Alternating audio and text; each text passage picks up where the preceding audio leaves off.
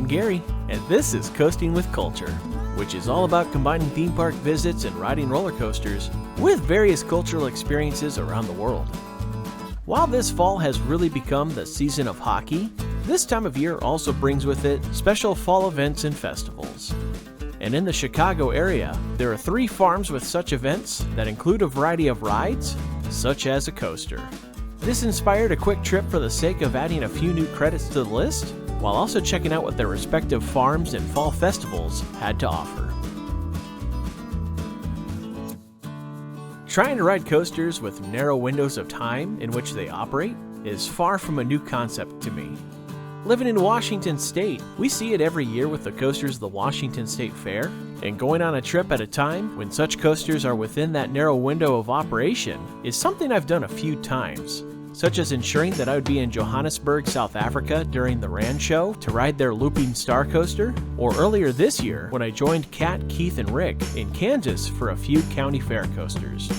While this trip wasn't for county fairs, it is still connected to agriculture, as there are 3 farms in the greater Chicagoland area which host special fall festivals centered around their selling of pumpkins. And these 3 farms had another common trait, as their respective festivals had carnival rides. Among those rides, a roller coaster for every one of them. Each farm has a different style of coaster, and some of them only operate their coaster during their fall festival, while one of them has their coaster running into the summer as well. Since they were relatively close to each other, I thought I might try using some flight credit to book a red-eye to Chicago, hit all 3 farms for their coasters, then fly back home that night to minimize the amount of time I'd need to take off from work, as I have other plans for my PTO. Much like the visit to Las Vegas earlier in the week, this would be another flight with good old Alaska Airlines. And while I normally would have just gone right to the gate on a late night like this, I noticed something on the lift ride to the airport that I knew I had to get a closer look at. So I took the shuttle to the North Satellite and went to where I could catch a glimpse at that special Seattle Kraken painted plane. As much as I would have loved to fly on it, I got the sense they were using it to fly to cities where the Kraken are playing their road games, which would have been in Columbus, Ohio the following day. Still, I was happy to get to fly with trusty old Alaska.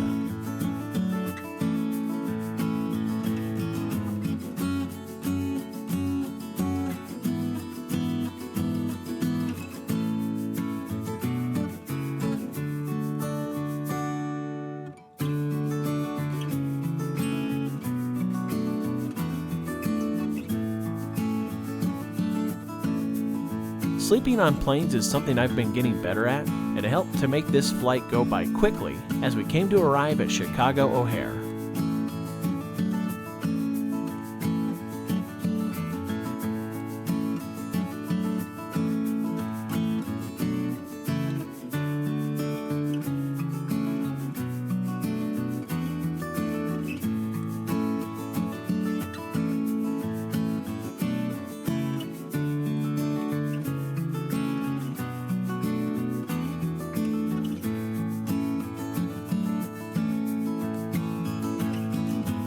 For some reason, my arrival to Chicago ran into a few different issues. Waiting for the shuttle bus here at Chicago O'Hare to get a rental car, and so far, 5 or 6 of them have passed by, none of them going to the rental car location. There was one that said rental cars, but the guy said he wasn't taking anybody on, so yeah. So far, shuttle service here at Chicago O'Hare kind of sucks. After a few more buses came, one finally arrived that was taking passengers to the rental car building. And when I had the paperwork completed and was given directions where to pick up my car, I came to it and started looking it over for damage, but then realized it was running and saw a couple sitting inside. The agent made a mistake and assigned me to a car that was already assigned to someone else. So I went to see another agent who helped me get squared away with a different car. With those minor issues passed, it was off to the neighboring state of Indiana. It was fitting to find the first stop in the middle of some large cornfields, given the prevalence of the crop to the state, and it's even incorporated into one of the attractions of the first farm, Harvest Time Pumpkin Patch. This small family-owned farm has been holding fall festivals for around 14 years and have an assortment of classic carnival rides, including a tilt-a-whirl and a carousel.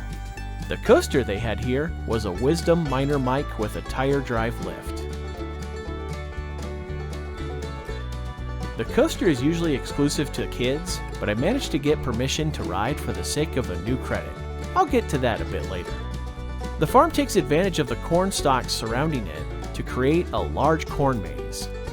As you wander through it, there are multiple chances to get lost, but they have signs with QR codes on them that bring up maps on your phone to help you find your way.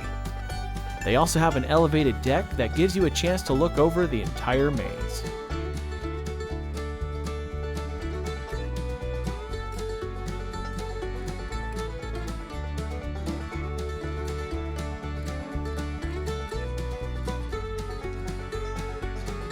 This maze is incredibly large and complex with all kinds of twists and turns and little corridors that you can find yourself lost in if you go deep enough. But what's really cool about it is that every year they give a special theme to it. And for this year, because of the fact that it's been 20 years since the attack of 9/11, they went ahead and they made a special commemoration to pay tribute to those who were lost in that tragic event. And so a really neat touch by the folks here at Harvest Time to commemorate those that were lost.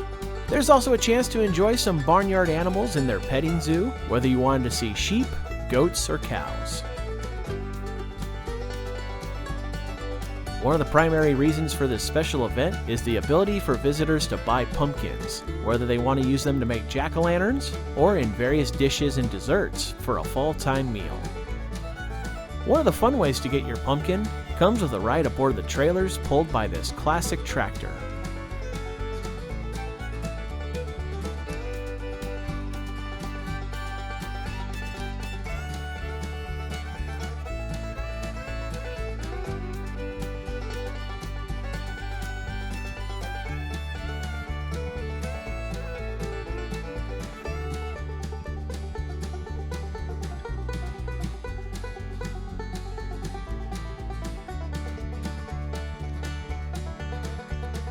And the tractor brings passengers to this pumpkin patch where you can find the one that you desire.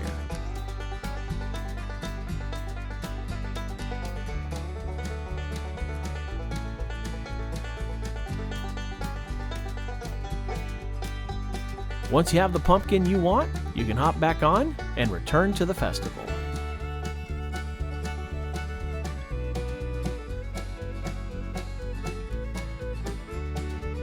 Of course, not everyone finds that perfect pumpkin out on the patch, or some folks may not have the time to take a tractor ride. Either way, they have an area with a large number of pumpkins you can choose from. And they also sell other gourds and special treats, such as their homemade donuts, which come in apple cinnamon or pumpkin spice. Speaking of treats, so the smell walking by that sweet treat stand, that apple cinnamon smell. That's one of the big things about this place is the apple cinnamon donuts. And I saw they had something that took it up a notch. The apple cinnamon donut sundae. This looked awesome from the picture. Actually holding it, this looks incredible. So we're definitely gonna give this a good old scoop of donut, some of the ice cream, the whipped cream, the apple cinnamon seasoning I believe they put on it, or cinnamon seasoning, and a little bit of caramel drizzle. Oh, this looks good. Oh. Delightful. Oh, that is fantastic. The apple cinnamon donut too. Oh, that's good. If your visit goes later into the evening, Harvest Time is offering a new nighttime experience with jack-o'-lanterns and special light displays. Their fall festival is a lot of fun, and if you're from the surrounding area or happen to be visiting Chicago, this could make for a nice side excursion for a few hours. Now, before heading on to the next stop, I just have to say thank you so much to Kathy and Roxy and everybody from Harvest Time for some excellent hospitality. I had been in contact with Kathy through Harvest Time's Facebook Messenger about wanting to come and ride the coaster, because normally you're only allowed to ride the coaster if you're under 60 inches. But I asked them if it was possible for a special exception so I could try to get that credit, and she said that wouldn't be a problem. On top of that, they gave me a special package which includes a package of their donuts. Oh, they spoiled me so much. Ooh, I can't wait. These will certainly be enjoyed back home. So thank you again so much to everybody at Harvest Time and Kathy for sharing with me a little bit of the story of the farm. At this point, it's time to go ahead and get on the road and head right back over to Illinois for the next stop. Going back to Illinois would lead to the second farm of this trip, Bengtson's Pumpkin Farm. The stop here, though, would go quite differently than the first. For starters, there were a ton of cars, and that in turn meant there were a lot of people.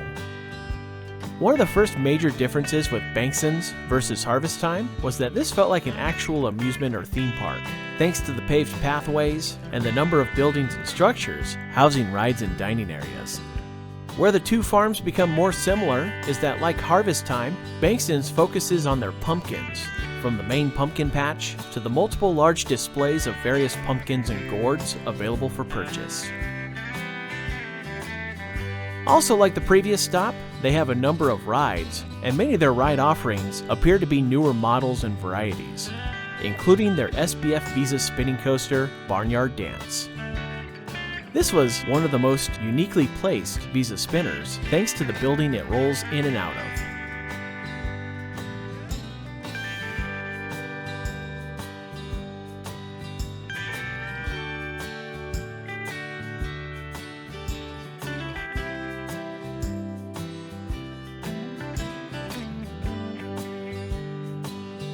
Something I hadn't anticipated, though, was that this coaster was going to have a wait, and not a very short one at that. With crowds like those seen coming into the farm and in various pathways, it shouldn't have been a total surprise, yet it was still kind of shocking how long the wait ended up being to get this credit. I don't think I want to admit how long I waited for that coaster. So I'm not leaving early per se, because I'm actually here a half hour past the time I was planning on being here. The problem, though, is that the lines for everything are long. I really wanted to try a beer that was from a local place that was being sold right next door to the coaster. That has a long line. All the food stands have really long lines. This place is known for their apple cider donuts, which would have been delicious. That had a long line. So realistically, I probably would have had to give up the last stop that I had planned for today if I was going to stay longer. If you plan on coming here on a day like today, just be prepared for a lot of waiting and to probably spend more than an hour and a half if you really want the full experience. There was one last farm I planned to hit, and that was West Chicago's Sonny Acres. Pulling into the parking lot, though, I had some concern that this was also going to be a fairly large crowd. But as I wandered around inside, I did find that most of their lines weren't quite as long as Bengtson's. This was especially helpful with getting a ride on their coaster, the Wacky Worm. While the line did look long as it wrapped around their B ride, it turned out to be a fairly short wait thanks to its larger capacity.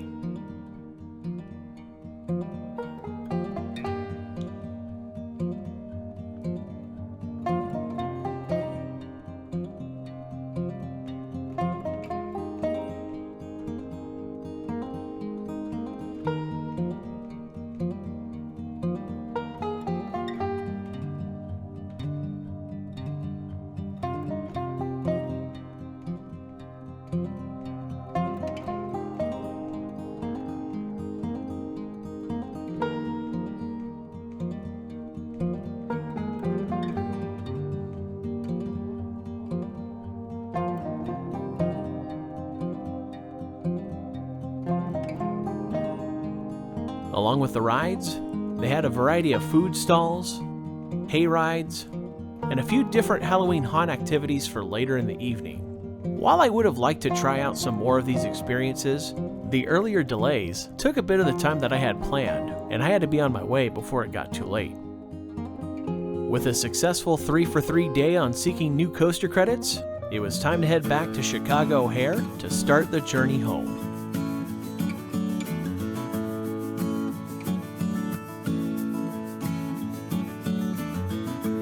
It might be a bit of a surprise that I booked with American Airlines, given the issues I had with them back in August during my Myrtle Beach and New Jersey trips. However, they ended up being pretty helpful in getting some information to help resolve a missing flight credit issue I had with Chase Travel, and so I figured it was justified to use that flight credit and pay the $15 difference to cover this flight.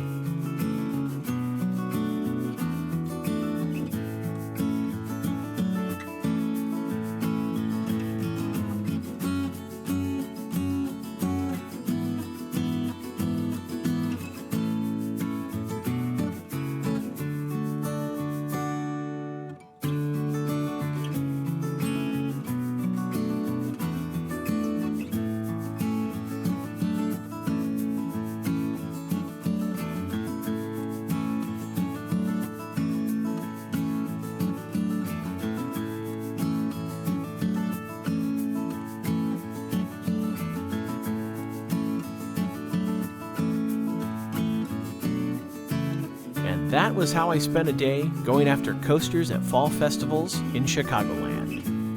While there were some missed experiences because of crowds and my trying to keep this trip to one day, I think it's safe to say that these places need and deserve more time to experience, and all of them could be worth at least a few hours of your time while visiting the region, or if you happen to be a nearby resident. I'd also like to give another thank you to the folks at Harvest Time for their hospitality. It was a great way to start the day, and the treats they shared with me will certainly be enjoyed. Oh, yes, they will.